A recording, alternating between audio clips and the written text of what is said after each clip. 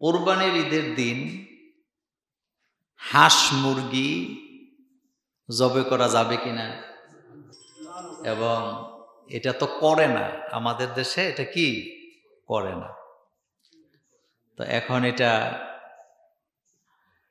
বিষয়টা আসলে কি, আমি ছোটবেলাতে দেখছি আমার পরিবারে 1-2 দিন আগে এটা জবে করে রাখতো, করে মশলা টশলা দিয়ে মাখায়া তারপরে রেখে দিত। ঈদের দিন কোনো কিছু জবে করা যাবে না, হাঁস মুরগি অথবা যেই পশু দিয়ে আমরা কোরবানি দেই তার বাহিরে যেগুলো আমরা খাই। কারণ সকালবেলা তো অনেকে নাস্তা খায়, অনেকে এই মাসালাটা আগে জানতো না যে কোরবানির ঈদের দিন কোরবানির পশুর গোশত দিয়ে প্রথম খাবারটা খাওয়া কি সুন্নত, এটা আগে জানতো না। যার কারণে তারা সকালবেলা মুরগির গোশত দিয়ে রুটি খাইতেন বা বিভিন্ন নাস্তা করতেন। এটা আমি দেখেছি, আমার পরিবারেও ছিল। তো এই জায়গা থেকে কথাটা বলি। প্রথম কথা হচ্ছে, কোরবানির ঈদের দিন মুরগি, হাঁস, কবুতর জবে করার মধ্যে শরীয়তে কোনো নিষেধাজ্ঞা নাই, তবে কোরবানির নিয়তে করা যাবে না।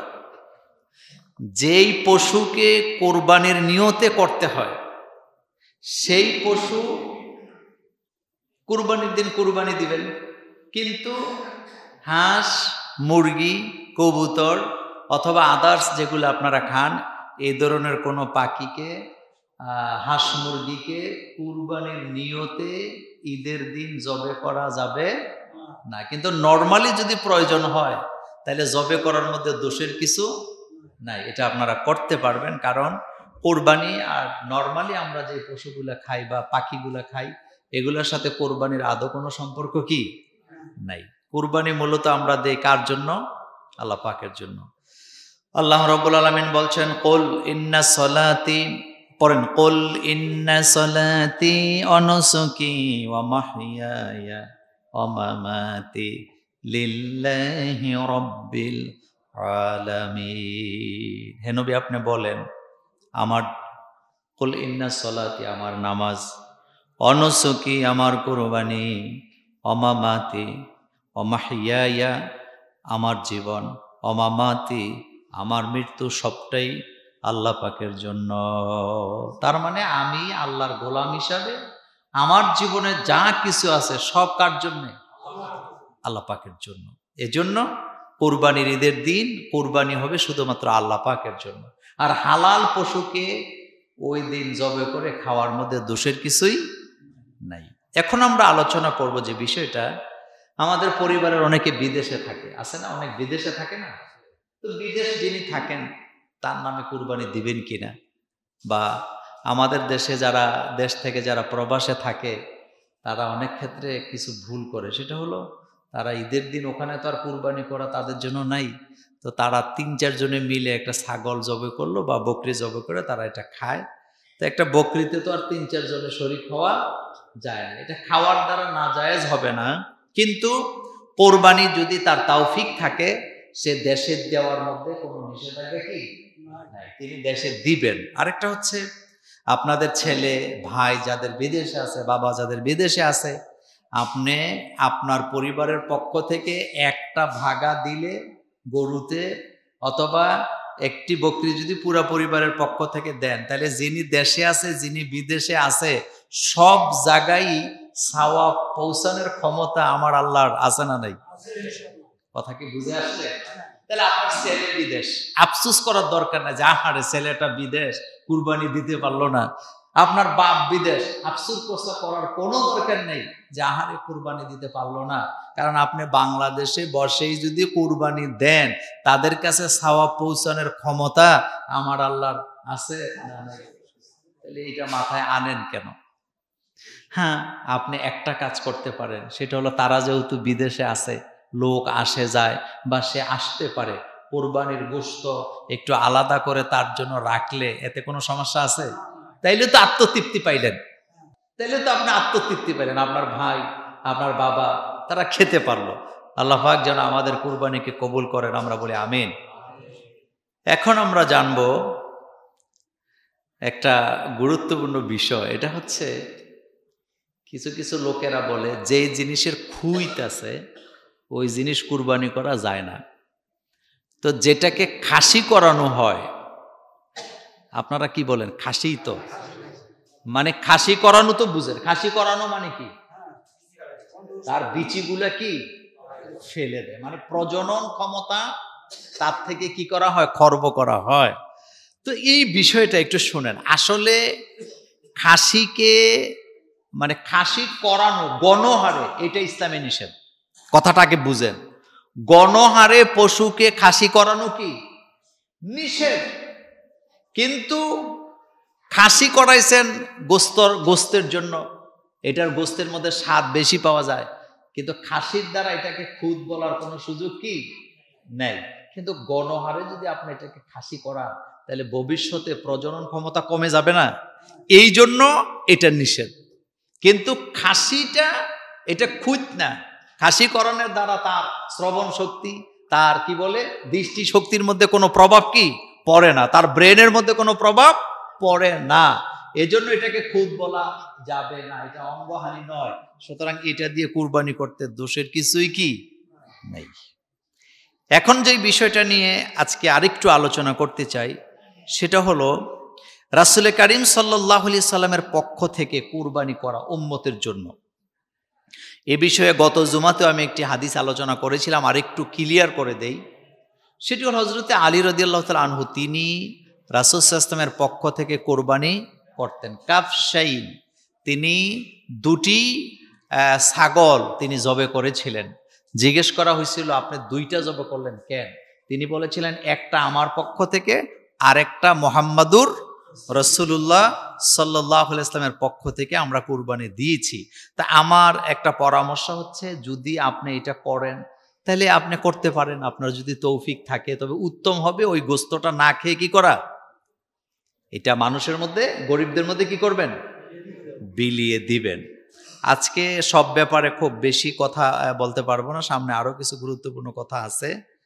যেমন একটি কথা আসছে, কুরবানির গোশত বিধর্মীদেরকে দেওয়া যাবে কিনা। এই বিষয়ে গত বছর বিস্তারিত আলোচনা করেছিলাম, বিস্তারিত গত বছর এই বিষয়ে কথা বলেছি। আজকেও মনে করায় দেই, অমুসলিমরা যদি কুরবানির গোশত খায় তাহলে আপনি এটা দিবেন, দেওয়াটাই সৌন্দর্য। ইসলাম হচ্ছে উদার, বলেন ইসলাম কি উদার। সংকীর্ণতার কোনো জায়গা ইসলামে না। ইসলাম কোনো কিছুকে কঠোর করে না, কোনো কিছুর গলা টিপে ধরে না। আপনি অমুসলিমকে দিবেন, যেমন ইহুদিরা, খ্রিস্টানেরা, এরা গরুর গোশত খায়। আবার আমাদের বাংলাদেশে হিন্দু ভাই বোনেরা গরুর গোশত কি খায় না, তবে কিছু কিছু লোকেরা খায়। যেমন আমার এক ভাইয়ের বন্ধু ছিল, তাকে দেখছি যে আমাদের বাড়িতে এসে গরুর গোশত দিব্যি খাইতেছে এবং তার মধ্যে কোনো সংকোচ বোধও নাই, খাচ্ছে। তো অমুসলিমকে যদি সে খাইতে চায়, আবার আপনি জোর করেন না যে হুজুরে ওয়াজ করে দিছে এখন তোরা এলাকায় আসিস খা, ব্যাপারটা এরকম না। ব্যাপারটা হলো তারা যদি স্বেচ্ছায় খেতে চায় আপনি কি দিবেন। যেমন আমার সাথে আমি নিজেও খ্রিস্টান ধর্মের কিছু লোকের সাথে আমার চলাফেরা আছে, আমি নিজেও তাদেরকে কুরবানির গোশত দেই। যদিও এটা ক্যামেরার সামনে বলে দিলাম আমি দেই, এবং তারাও নিচ্ছে, খাচ্ছে, এতে কোনো কিনে অসুবিধা নাই। তাহলে এক কথায় বলা যায়, অমুসলিমকে যদি তারা খায়, কুরবানির গোশত দেওয়ার মধ্যে দোষের কিছু নেই, বরং এটা আরো ইসলামের সৌন্দর্য বাড়বে, এতে কোনো সন্দেহ নাই। এটা আপনারা করবেন। এরপর আরেকটি বিষয় বলি, সেটি হচ্ছে আমাদের একটা সমস্যা আছে। সমস্যাটা কি, যেদিন জবে করব এদিন সকালে বালি দিয়ে ছুরি ধারায়, মানে এর আগে পরে ওনার হাতে কি নাই, সময় নাই, এরকম অভ্যাসটা আছে। তো কোনো খোঁজ খবর নাই। কেন ভাই, ঈদের দিন কেন এটা ধার দিবেন? এর আগে আপনার খোঁজ খবর নাই কেন? এত ব্যস্ত আপনি, এত ব্যস্ত আপনি। যে কোনো আমল, যে কোনো কাজ করার আগে প্রস্তুতি নেওয়াটাই নিয়ত, নাকি? নিয়ত মানে প্রস্তুতি করা, প্রস্তুতি নেয়া। তো এখন আপনি জবে করবেন যেদিন, ওই দিন আপনি ছুরি নিয়ে, গরু নিয়ে দৌড়দৌড়ি করতেছেন, এর আগে আপনার মধ্যে খবর নাই কেন? আপনি এটাকে এমনভাবে ধারাবেন, ছুরি দিয়ে করেন, টাসকাল দিয়ে করেন, যেটা দিয়েই জবে করেন, আপনি এটাকে এমনভাবে ধারাবেন যেন কুরবানির পশু আপনি যে তাকে পোষ দিছেন সে যেন টেরও না পায়, সে যেন টেরও আচ্ছা, ব্লেড দিয়ে হাত কাটছেন আপনারা নিশ্চয়ই জীবনে একবার, আমি অনেকবার কাটছি, এই যে গত কালকের আগের দিনও কাটছি। আপনি বলেন তো, ব্লেড দিয়ে হাত কাটলে কি টের পাওয়া যায়? পায় না। অন্যেরা বলতেছে এই তোমার তো রক্ত পড়তেছে, পরে আপনার খবর হয়েছে কিরে রক্ত পড়লো, টের পায়, তো পাইবেন কেমনে এত ধারালো জিনিস? সুতরাং কুরবানির পশু আল্লাহর জন্য জবে করতেছেন। আল্লাহ পাক কোরআনে বলছেন পশু রক্ত ফিঙ্কি দিয়ে বের হওয়ার আগে আমার কাছে তোমাদের তাকওয়া চলে আসে, আমার কাছে সেটার খবর চলে আসে। এতটা ধারালো ছুরি দিয়ে আপনি তাকে জবে করবেন যেন সে টেরও না পায়। আর একটা হলো কাটার একটা নির্দিষ্ট জায়গা আছে, আপনি কাটবেন হলো এই জায়গায়, এই যে এই কণ্ঠের উপরে আন্দাজি জায়গায় পোষায়। এমনও জায়গা দেখছি আমি, আপনি আগে ধরে দেখবেন, এই যে এই জায়গায় আপনি কাটবেন হলো, আমি দেখায় দিচ্ছি, আমার দাড়ির কারণে আপনারা হয়তো দেখেন না, ঠিক এই জায়গায় পোষ দিবেন, এই শ্বাসনালী। কথা কি বুঝাইতে পারলাম? এবং রগ যেন চারটা কেটে যায়। আবার অনেকে আছে গুতাগুতি করে, গুতা দেওয়াটা কত কষ্ট আপনি জানেন? আপনি যে তাকে গুতাচ্ছেন আপনি জানেন কি অমানবিক কাজ আপনি করতেছেন? আরে ভাই, ইসলামের প্রত্যেকটা হুকুমের পেছনে সামাজিক, মানবিক, ধর্মীয় এবং বৈজ্ঞানিক ব্যাখ্যা থাকে। আপনি ইসলাম বুঝতে হইলে ঠান্ডা মাথায় বুঝতে হয়। একটা পশুকে জবে করতেছেন আল্লাহ, আপনি যেখানে সেখানে পোষাইলে হবে না, এটা যেন কষ্ট না পায়, সব দিকে খেয়াল রাখবেন। কারণ এটা হত্যা নয়, এটা জবে করা। কি করা? জবে করা। আর হত্যা করা কি এক জিনিস? হত্যার আরবি হলো কাতলুন, আর জবহন মানে হলো কি? রক্ত প্রবাহিত করা। এই যে দেখেন নাহার বলা হয়েছে এটাকে, কুরবানির এক অর্থ হলো নাহার। তো এখন আপনি কি করতেছেন? উল্টো পাল্টা জায়গায় পোষাচ্ছেন। এই অনমানবিক কাজগুলো যেন আমাদের দ্বারা কি হয় না হয়। এরপরে আরেকটা কথা আবারও মনে করায় দেই, অনুমান করে বন্টন করা যাবে না গোশত। এটা গত জুমায় বলছিলাম, মনে আছে? অনুমানে খাবলা দিয়ে কয় আরে আমি আর মোস্তাক ভাই একই, আমরা ভাই স্বাস্থ্য ভাই যেত ভাই, অসুবিধা না, কারো বাগে একটু কম গেলে বেশি গেলে কিচ্ছু হইতো না, দে খাবলা দিয়ে দে। এরকমের সর্দার আছে? হবে না, হবে না।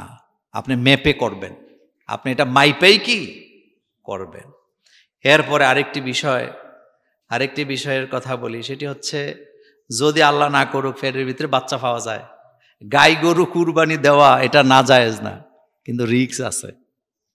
আপনি খাইতে পারেন কিন্তু মহিলাদেরকে আর খাওয়াইতে পারবেন না, কারণ মহিলাদের নাকের মধ্যে ঝামেলা কি? আমিও পারি না, আমার এটা যায় না। আমি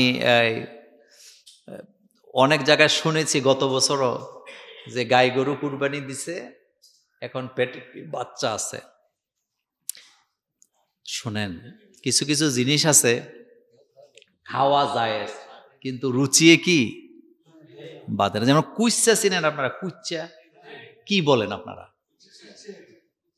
কুচ্চা কিন্তু রাসূল সাল্লাল্লাহু আলাইহি ওয়াসাল্লাম খাইতেন না, কিন্তু এটা খাওয়া যায়। রাসূলের সামনে একজন এসে ঘুই সাপ, যেটা কুচ্চা বলেন, এটা খাইতেছে। তা আল্লাহ রাসূল দেখেন, তিনি তো নবী, রাসূল বলতেছে তুমি এটা দূরে যেয়ে খাও, আমার এটা কি না পছন্দ না, আমার কাছে খারাপ লাগে, তুমি দূরে যেয়ে খাও। কিন্তু না জায়েজ না, যাও দূরে যেয়ে খাও। তো সে দূরে চলে গেছে। এটার দ্বারা বোঝা যায় খাবারটা শুধু হালাল হইলে হবে না, রুচিতেও কি। এজন্য আল্লাহ পাক বলছে কুলু হালালান তৈয়্যিবা, হালালের পরে আবার তৈয়্যিবান শব্দটা ব্যবহার করছে, রুচি সম্মত খাবার খাও। যেমন কাকড়া, এটা খাওয়া কি জায়েজ, কিন্তু আমার রুচিতে নেয় না, আমার কাছে ভাল লাগে না, কেমন কেমন যেন লাগে, কিন্তু আপনি খাইতে পারেন। টিড্ডি পোকা, যেটাকে আপনারা ঘাস ফড়িং বলেন, এটার মধ্যে অনেক প্রকারভেদ আছে না? সৌদি আরবে এগুলার দাম কত জানেন? 1 কেজির দাম 1100 রিয়াল বিক্রি হয়, ভাইজা খায়। কিন্তু আপনারা আমারে দিলে খাইবেন? আপনার ভাতের ভিতরে যদি এই রকমের একটা পাওয়া যায়, আপনি যে বউ ফিরাইবেন এতে কোনো সন্দেহ নেই।